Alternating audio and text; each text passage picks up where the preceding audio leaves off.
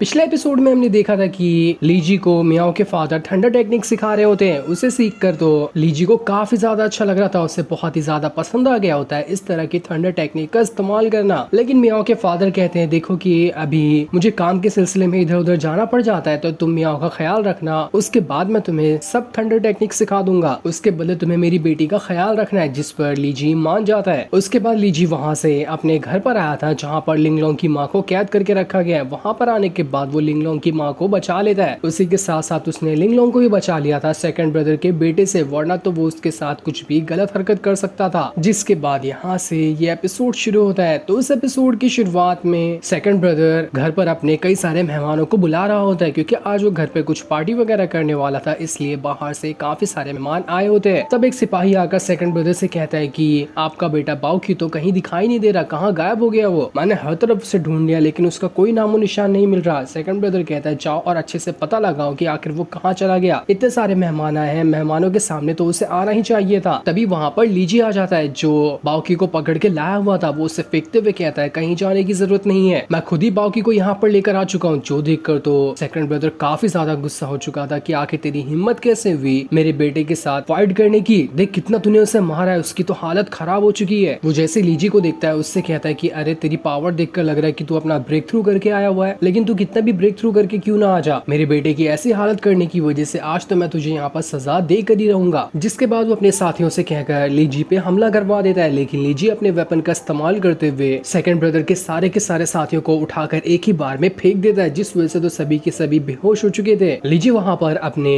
Weapon के अंदर से पावर निकालते हुए वहाँ पर आए हुए जितने भी मेहमान होते हैं उन सभी को सेकंड ब्रदर की हरकत बता रहा होता है कि आखिर सेकंड ब्रदर ने क्या किया और मैंने क्यों उसके बेटे को मारा है। सभी को लीजी कहता है कि सेकंड ब्रदर ने लिंगलोंग की माँ को काल कोठरी के अंदर कैद कर दिया और उसका बेटा लिंगलोंग के साथ गलत हरकत करना चाह रहा था। वो तो एकदम सही टाइम पे मैं पहुंच गया, अगर मुझे आने में थोड़ी सी देर हो गई होती तो न जाने लिंगलोंग का क्या हाल होता। यही वजह थी कि मैंने बाउकी को इतना ज्यादा मारा है। वहाँ पर आए हुए सारे मेहमान हैरान रह जाते हैं कि क्या सच में सेकंड ब्रदर इतना ज्यादा घटिया आदमी है, हमें नहीं पता था कि ये इतना घटिया निकलेगा, हम तो इसे अच्छा समझ रहे थे। सेकंड ब्रदर लीजी से कहता है देख मुझे यहाँ पर पता है कि तू मुझसे और मेरी फैमिली से नफरत करता है, इस वजह से तू यहाँ पर गलत गलत चीजें दिखाकर हमें बदनाम करना चाहता है, तेरे ये सारे पैतरे मुझ पर आज नहीं चलने वाले। तभी वहाँ पर लिंगलोंग की माँ भी आ जाती है। वहाँ पर आने के बाद वो सेकंड ब्रदर और बाकी सारे लोगों से कह रही थी अच्छा अगर लीजी झूठ कह रहा है तो तुम सारे लोगों को खुद ही सच्चाई क्यों नहीं बता देते कि तुमने खुद यहाँ पर मुझे काल कोठरी के अंदर कैद करके रखा था। मैं यहाँ पर ना तुम्हारी और भी करतूतों के बारे में बता दी हूँ। वहाँ पर आए हुए जितने भी मेहमान होते हैं उन सभी को लिंगलोंग की माँ बता रही होती है सेकंड ब्रदर को ये राजगद्दी अपने बड़े भाई को फंसाने की वजह से ही मिली है। जिस सेकंड ब्रदर किसी हाफ डीमन सोसाइटी का एक मेंबर है, उसी हाफ डीमन सोसाइटी ने सेकंड ब्रदर के बड़े भाई को कैद करके रखा हुआ है और जब तक वो वहाँ पर कैद है तब तक के यहाँ पर ये इस पूरे के पूरे महल के ऊपर अपना राज बनाए हुए है। इसने खुद अपने बड़े भाई को फंसा दिया ताकि ये राजगद्दी उसे मिल जाए। उसके बाद तो जब मैंने इसके खिलाफ आवाज उठाने की कोशिश की तो इसने मुझे भी काल कोठरी में बंद कर दिया ताकि मैं कुछ भी आवाज ना उठा सकूं। सारे मेहमान तो अब सेकंड ब्रदर का वहाँ पर मजाक उड़ाने लगते और उसे बुरा भला कहना शुरू कर देते कि इतना घटिया इंसान हमने आज तक कभी नहीं देखा था। सेकंड ब्रदर का वहाँ पर दिमाग फिर जाता है, वो पूरे गुस्से के साथ सारे मेहमान को यह मारना शुरू कर देता है कि आखिर इन लोगों की हिम्मत कैसे हुई मेरे बारे में ऐसी बातें करने की। जिसके बाद तो अब वो लीजी और उसके दोस्तों के ऊपर भी हमला करना शुरू कर देता है, लेकिन लीजी अपने वेपन का इस्तेमाल करते हुए सेकंड ब्रदर की बहुत ही बढ़िया तरीके से धुलाई करता है। मार मार कर उसने सेकंड ब्रदर की हालत खराब कर दी थी। ये देखकर सेकंड ब्रदर समझ जाता है कि अब वो यहाँ पर कुछ नहीं कर सकता। वो लीजी के सामने झुकते हुए कहता है लीजी मुझे माफ कर दो, मुझसे बहुत बड़ी गलती हो गई, मैं आगे से कभी ऐसा करने की कोशिश नहीं करूंगा। और देखो अकेला मैं वो नहीं था जिसने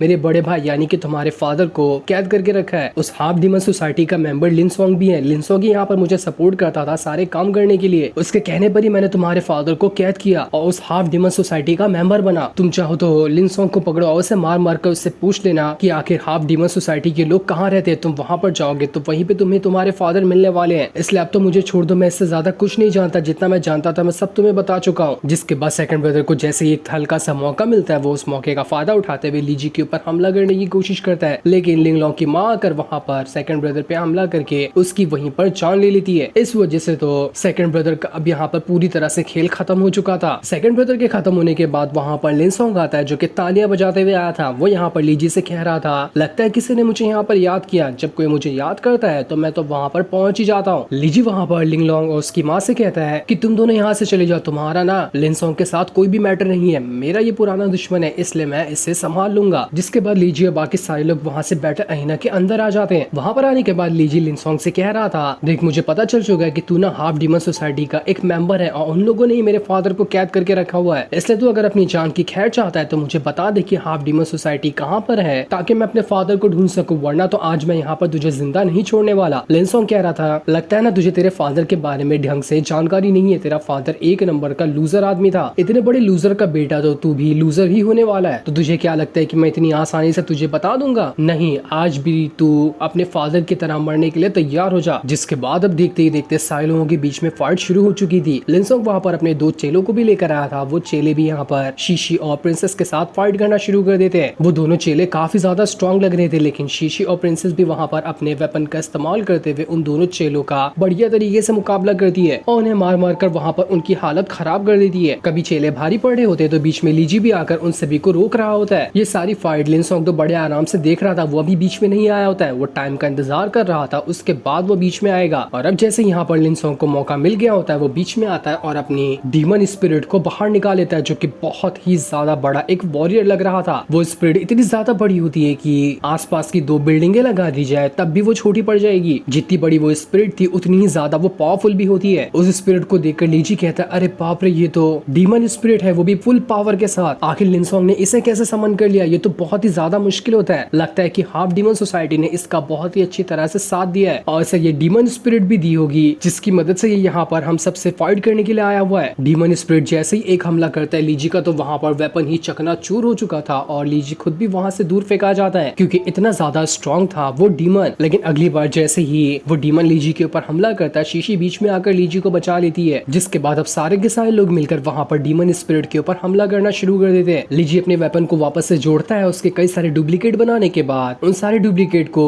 लिनसोंग की डीमन स्पिरिट की तरफ भेज देता है, लेकिन तब भी कोई फायदा नहीं होता। वो डीमन स्पिरिट तो लीजी की तरफ हाथ धोकर पड़ चुकी थी, जहाँ पर भी लीजी जाता वो उसके पास जाकर उस पर हमला कर रही होती है। इस वजह से तो लीजी की हालत काफी ज्यादा खराब हो चुकी थी, वो वहाँ पर ढंग से अब खड़ा तक नहीं हो पा रहा था। जिसके बाद एक बहुत ही ज्यादा स्ट्रॉन्ग वाला अटैक जैसे ही डीमन स्पिरिट लीजी के ऊपर करने वाली थी कि बीच में शियाओकी आ जाता है, जिस वजह से उसने लीजी को तो बचा लिया था, लेकिन वो पूरा का पूरा अटैक शियाओकी के ऊपर लग चुका था। इसकी वजह से शियाओकी की हालत खराब हो जाती है और उसकी हालत खराब होने की वजह से वो वहाँ पर गायब होने लगता है। ये देखकर लीजी को काफी ज्यादा बुरा लग रहा था। वो शियाओकी के साथ बिताए हुए पलों को याद करना शुरू कर देता है कि शियाओकी कितना ज्यादा फनी था, जो हर मोड़ पर उसका साथ देता था और उससे हंसाया करता था। जिसके बाद अब देखते ही देखते शियाओकी पूरी तरह से गायब हो चुका था। ऐसा लग रहा था कि शियाओकी मर गया, अब वो कभी नहीं आएगा लीजी के पास दोबारा वापस। इस चीज से लीजी को इतना ज्यादा बुरा लगता है, उसे इतना गुस्सा आ रहा था कि वो अपनी पूरी जान लगा देता है। वो यहाँ पर लिनसोंग से कहता है, लिनसोंग बस बहुत हो गया, आज यहाँ पर तू मरेगा या फिर मैं मर जाऊंगा, लेकिन आज दोनों में से कोई एक तो मरकर जाने ही वाला है। इसके बाद लीजी अपनी पूरी पावर का इस्तेमाल कर लेता है और अपनी पावर का इस्तेमाल करते हुए उसने वहाँ पर अपने स्पिरिचुअल ड्रैगन को बाहर निकाल लिया था। जिसके बाद वो उस ड्रैगन को सीधा लिनसोंग की तरफ ही भेज देता है। वो ड्रैगन इतना ज्यादा स्ट्रॉन्ग था कि सारी चीजों को वहाँ पर तोड़ फोड़ कर रहा था। बस एक ही अटैक के अंदर उसने वहाँ पर लिनसोंग की डीमन स्पिरिट को खत्म कर दिया होता है। ड्रैगन के सामने तो डीमन स्पिरिट टिक भी नहीं पाई थी। डीमन स्पिरिट का खत्म होने की वजह से लिनसोंग कमजोर पड़ जाता है, इसलिए अब वो सीधा का सीधा लीजी के पास आ जाता है उससे फाइट करने के लिए। लिनसोंग वहाँ पर अकेला पड़ चुका था और लीजी, शीशी और प्रिंसेस तीनों मिलकर लिनसोंग के ऊपर अटैक पे अटैक किए जा रहे होते हैं। इतने सारे लोगों का अटैक यहाँ पर लिनसोंग थोड़ी देर तक तो संभाल पा रहा था, लेकिन ज्यादा देर तक के संभालने की वजह से उसकी हालत खराब हो जाती है। उसका पूरा थोपड़ा सूज चुका था मार खा खा के। लिनसोंग अपनी पूरी जान लगा देता है ताकि वो यहाँ पर लीजी के अटैक को रोक सके, लेकिन लीजी बहुत ज्यादा गुस्से में था शियाओकी,